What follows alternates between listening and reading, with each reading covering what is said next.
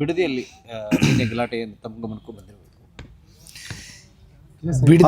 FIR ದಾಖಲಾಗಿದೆ. ಈಗ ಬಿಡದಿಯ ವಿಚಾರಕ್ಕೆ ಸಂಬಂಧಪಟ್ಟಂತೆ ಈಗಾಗಲೇ ಹೆಚ್ಚು ಕಮ್ಮಿ 490ಕ್ಕೂ ಹೆಚ್ಚು ದಿನಗಳು ಅಲ್ಲಿರ್ತಕ್ಕಂಥ ರೈತಾಪಿ ವರ್ಗ ಬೀದಿಲಿ ಕೂತು ಹೋರಾಟವನ್ನು ಮಾಡ್ತಾ ಇದ್ದಾರೆ.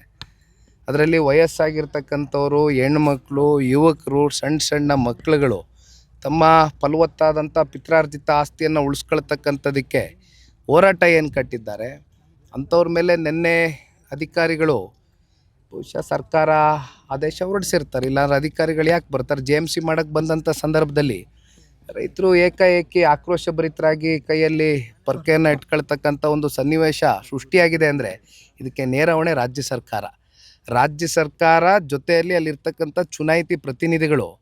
ಆ ಭಾಗದಲ್ಲಿ ಒಂದು 26 ಹಳ್ಳಿಗಳು ಬರುತ್ತೆ, ಅದರಲ್ಲಿ 9 ರೆವಿನ್ಯೂ ಗ್ರಾಮಗಳು ಬರುತ್ತೆ. 2 ಪಂಚಾಯಿತಿಗಳಲ್ಲಿ ಸುಮಾರು 9,600 ಎಕರೆಯಷ್ಟು ಇವತ್ತು ಅಕ್ವಿಸಿಷನ್ ಮಾಡ್ಕೋಬೇಕು ಅಂತೇನು ಹೊರಟಿದ್ದಾರೆ. ಅಕ್ವಿಸಿಷನ್ ಮಾಡೋದಕ್ಕೆ ಕಾರಣ ಏನು? ಸಿಟಿ ಮಾಡ್ತೀವಿ, ಸ್ಮಾರ್ಟ್ ಸಿಟಿ ಮಾಡ್ತೀವಿ ಅಂತಾರೆ. ಇಲ್ಲಿ ರೈತರು ಹೇಳ್ತಾಯಿದ್ರು, ನಮಗೆ ಗೊತ್ತಿಲ್ಲ, ಒಂದಷ್ಟು ಸರ್ವೆಗಳು ನಡೀತಾ ಇದೆ ಇಲ್ಲಿ. ಈಗಾಗಲೇ ಇಲ್ಲಿ ಲಕ್ಷಾಂತರ ಎಕರೆಗಳು ಅಕ್ವಿಸಿಷನ್ ಆಗೋಗಿದೆ. ಆದರೆ ಯಾಕೆ ಅಕ್ವಿಸಿಷನ್ ಮಾಡಿದ್ದಾರೆ KIDB? ತದನಂತರ ಇಲ್ಲಿ ಯಾವುದಾದ್ರೂ ಇಂಡಸ್ಟ್ರಿಗಳು ಬಂದಿದೆಯಾ ಅಥವಾ ಏನಾದರೂ ಇಲ್ಲಿ ಗೂಳೆ ಹೋಗ್ತಕ್ಕಂಥ ಜನಗಳಿಗೆ ತಡೆ ಆಗ್ತಕ್ಕಂಥದ್ದಕ್ಕೆ ಯಾವುದಾದ್ರೂ ಕಾರ್ಯಕ್ರಮಗಳು ಸರ್ಕಾರಗಳು ರೂಪಿಸಿದೆಯಾ ಅಂತಕ್ಕಂಥದ್ದು ಕೇಳಿದಾಗ ಏನೂ ಮಾಡಿಲ್ಲ. ಇಲ್ಲಿ ಲಕ್ಷಾಂತರ ಎಕರೆ ಈಗ ಅಕ್ವಿಸಿಷನ್ ಆಗಿರ್ತಕ್ಕಂಥ ಜಮೀನು ಹಂಗೆ ಪಾಳು ಬಿದ್ದಿದೆ ಕಣ್ಮುಂದೆ. ಈಗ ಫಲವತ್ತಾದಂಥ ಜಮೀನಿಗೆ ಕೈ ಹಾಕ್ತಕ್ಕಂಥ ಅಗತ್ಯತೆ ಇದೆಯಾ? ಅಲ್ಲಿರ್ತಕ್ಕಂಥ ರೈತರ ಕೂಗಿಷ್ಟೇ.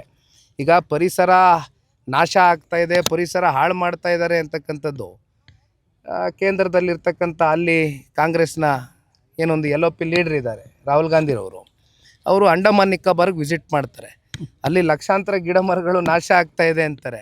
ಅದೇ ಬಿಡದಿಗೆ ಬಂದರೆ ನಿಮಗೆ ತೆಂಗಿದೆ, ಮಾವಿದೆ, ಅಡಿಕೆ ಇದೆ, ಈ ರೀತಿ ರೇಷ್ಮೆ ಇದೆ. ರೇಷ್ಮೆ ಹೆಚ್ಚು ಕಮ್ಮಿ 50% ಅವಲಂಬಿತರಾಗಿದ್ದಾರೆ. 2 ಪಂಚಾಯತಿಲಿ 35 ಕೋಟಿಯಷ್ಟು ವರ್ಷಕ್ಕೆ ಆದಾಯ ಉತ್ಪಾದನೆ ಆಗ್ತಾಯಿದೆ. ಈ ರೀತಿ ಬದುಕು ಕಟ್ಕೊಂಡಿದ್ದಾರೆ, ತೋಟಗಾರಿಕೆ ಮಾಡ್ತಾ ಇದ್ದಾರೆ, ತರಕಾರಿ, ಹಣ್ಣು, ಹೂವೆಲ್ಲ ಬೆಳೀತಾ ಇದ್ದಾರೆ. ಇಂಥ ಕಡೆ ಇವತ್ತು ಪರಿಸರ ಹಾನಿ ಆಗ್ತಾ ಇಲ್ವಾ? ಹಂಗಾದ್ರೆ ಯಾಕೆ ಮಲತಾಯಿ ಧೋರಣೆ? ಅಲ್ಲೆಲ್ಲೋ ಅಂಡಮಾನ್ಗೆ ಹೋಗೋದು ಬದಲು ಇಲ್ಲಿ ಬಿಡದಿಗೆ ಬಂದುಬಿಟ್ರೆ ಬಹುಶಃ ಇಲ್ಲಿ 136, 138 ಅದೆಷ್ಟೋ 140 ಎಷ್ಟೋ ರೀಚ್ ಆಗಿದಾರಲ್ಲ ಇವತ್ತು. ಕಾಂಗ್ರೆಸ್ ಸರ್ಕಾರಕ್ಕೆ ಪಾಪ ಆಡಳಿತ ಮಾಡೋದಕ್ಕೆ ಜನ ಇಲ್ಲಿ ಆಶೀರ್ವಾದ ಮಾಡಿದ್ರಲ್ಲ. ಇಂಥ ಜನಗಳು ಬಿಟ್ಟು ಇನ್ನೆಲ್ಲ ಹೋದ್ರೆ ಏನು ಬಂತು? ಈಗ FIR ಆಗಿದೆ. ಈಗ ನಿನ್ನೆಯ ದಿನವೇ ನನಗೆ ಇದು ಮಾಹಿತಿ ಬಂತು. FIR ಹಾಕೋದ್ರ ಮೂಲಕ ರೈತರನ್ನ ನಾವು ಕೈ ಕಟ್ಟೆ ಹಾಕ್ತೀವಿ, ಎದುರಿಸ್ತೀವಿ, ಬೆದರಿಸ್ತೀವಿ ಅಂತಕ್ಕಂಥ ಉದ್ದಟತನದಿಂದ ನಡ್ಕೊಳ್ತಾ ಇರ್ತಕ್ಕಂಥ ಈ ಸರ್ಕಾರ ಬಹುಶಃ ಒಂದು ಅರ್ಥ ಮಾಡ್ಕೊಳ್ಬೇಕಾಗ್ತದೆ. ರೈತಾಪಿ ವರ್ಗ ತಿರುಗಿಬಿದ್ರೆ ಬಹುಶಃ ಯಾವ ಸರ್ಕಾರಗಳು ಹೆಚ್ಚಿನ ಕಾಲ ಉಳಿಲಿಕ್ಕಾಗೋದಿಲ್ಲ. ಅದು ಮುಂಬರ್ತಕ್ಕಂಥ ದಿನಗಳಲ್ಲಿ ಬಹುಶಃ ಈ ಸರ್ಕಾರದ ಪತನಕ್ಕೆ ರೈತರು ಅವರ ಎದೆ ಮೇಲೆ ಏನು ಮರಣಶಾಸನವನ್ನು ಬರೀಲಿಕ್ಕೆ ಹೊರಟಿದ್ದಾರೆ ಈ ರಾಜ್ಯ ಸರ್ಕಾರ. ಅದರ ವಿರುದ್ಧವಾಗಿ ರೈತರು ಧ್ವನಿ ಎತ್ತಕ್ಕಂಥದ್ದು. ಅದರ ಜೊತೆಯಲ್ಲಿ ಇವತ್ತು ಜನತಾದಳ ಪಕ್ಷನ ನಾನೊಂದು ಮಾತು ಹೇಳ್ತೀನಿ. ಬಿಡದಿ ವಿಚಾರ ಬಗ್ಗೆ ಬಹುಶಃ ಇತ್ತೀಚಿನ ದಿನಗಳಲ್ಲಿ ನೀವು ನೋಡಿರ್ಬೋದು, ಭಾಳ ಸಂಘಟನೆಗಳು ಅವರು ಇವರು ಎಲ್ಲ ಭಾಳ ಭೇಟಿ ಕೊಟ್ಟು ಜೊತೆಲಿದ್ದೀವಿ ಅಂತಕ್ಕಂಥದ್ದು ಹೇಳ್ತಾ ಇದ್ದಾರೆ. ಅದನ್ನು ನಾವು ಸ್ವಾಗತ ಮಾಡ್ತೇವೆ. ಆದರೆ ಮೊದಲನೇ ದಿನದಿಂದನೂ ಕೂಡ ಜನತಾದಳ ಪಕ್ಷ ಒಂದು ಇಲ್ಲಿ ಕುಮಾರಸ್ವಾಮಿ ಅವರಾಗಲಿ, ನಾನಾಗಲಿ, ಬಾಬಣ್ಣ ಅವರಾಗಲಿ, ಅಲ್ಲಿರ್ತಕ್ಕಂಥ ಜಿಲ್ಲೆ ನಾಯಕರಾಗಲಿ ಒಂದೇ ಹೇಳಿರೋದು, ಇಫ್ ಎಟ್ ಆಲ್ ಕನ್ಸೆಂಟು 80% ಅಂತಕ್ಕಂಥದ್ದನ್ನ ರಾಜ್ಯ ಸರ್ಕಾರ ಏನು ಹೇಳ್ತಾ ಇದ್ದಾರೆ, ರೈತರು ಕೊಡೋ ಅಂಥದ್ದಕ್ಕೆ ಏನಾದರೂ ಮುಂದೆ ಬಂದು ಕೊಡ್ತಾರೆ ಅನ್ನೋದಾದರೆ, ಅವ್ರ ಒಪ್ಪಿಗೆ ಇದೆ ಅನ್ನೋದಾದರೆ ನಾವು ತಕರಾರು ಎತ್ತಲ್ಲ. We are not against development, ಅಭಿವೃದ್ಧಿಯ ವಿರೋಧಿಗಳಲ್ಲ. ಆದರೆ ಕನ್ಸೆಂಟು 90ರಿಂದ 95% ಸಹಿ ಆಗ್ತಕ್ಕಂಥದ್ದಕ್ಕೆ ರೈತರ ವಿರೋಧ ಇದೆ. ಇದ್ರ ಬಗ್ಗೆ ಹೆಚ್ಚಾಗಿ ರಾಜ್ಯ ಸರ್ಕಾರ ಉತ್ತರ ಕೊಡಬೇಕು. ಸರ್, ಈಗ ನೀವು ಭೂಮಿ ಎಲ್ಲ ವೀಕ್ಷಣೆ ಮಾಡಿದ್ರಿ, ಈಗ ಅಲ್ಲಿನೂ ಈ ರೀತಿ ವಾಕ್ವಾದ ಮಾಡ್ಕೊಡ್ತಾ ಇದ್ದಾರೆ, ಇಲ್ಲಿನೂ ಈ ರೀತಿ ಬಿಡದಿಲ್ಲಿ ಕೂಡ ಇಲ್ಲೂ ಈಗ ಹೇಳಿದ್ರಿ KIDB ಅವರು ಕೂಡ ವಾಕ್ವಾದ ಮಾಡ್ಕೊಂಡಿದ್ದಾರೆ. ಇದಕ್ಕೂ ಕೂಡ ಇಲ್ಲಿ ತೀವ್ರ ವಿರೋಧವನ್ನು ವ್ಯಕ್ತಪಡಿಸ್ತಾ ಇದ್ದಾರೆ ರೈತರು. ಈ ಹೋರಾಟಕ್ಕೂ ನೀವು ಏನು ಧುಮುಕ್ತೀರಾ? ಇಲ್ಲಿನೂ ರೈತರಿಗೆ ಸಪೋರ್ಟ್ ಮಾಡ್ತೀರಾ ಅಂತ? ಏನಲ್ಲಿ ಬಿಡದಿಲ್ಲಿದೆ ಅದೇ ಪರಿಸ್ಥಿತಿ ಇಲ್ಲಿನೂ ಕೂಡ ಇದೆ. ನಮಗೆ ರೈತರಂದ ಮೇಲೆ ಎಲ್ಲರೂ ಒಬ್ಬರೇ, ಒಂದೇ. ಆ ಭಾಗ ಈ ಭಾಗ ಅಂತಕ್ಕಂಥ ಡಿಫ್ರೆನ್ಸಿಯೇಷನ್ ಇಲ್ಲ. ಹಾಗಾಗಿ ಇಲ್ಲಿ ರೈತರು ಕೆಲವೊಂದಷ್ಟು ವಿಚಾರಗಳು ನನ್ನ ಗಮನಕ್ಕೆ ಅಂತ ತಗೊಂಬಂದಿದ್ದಾರೆ. ನಾನು ಕೂಡ ಹಿಂದೆನೂ ಇದೆಲ್ಲ ವಿಚಾರಗಳು ತಗೊಂಡು ಅರ್ಥ ಮಾಡ್ಕೊಂಡಿದ್ದೀನಿ.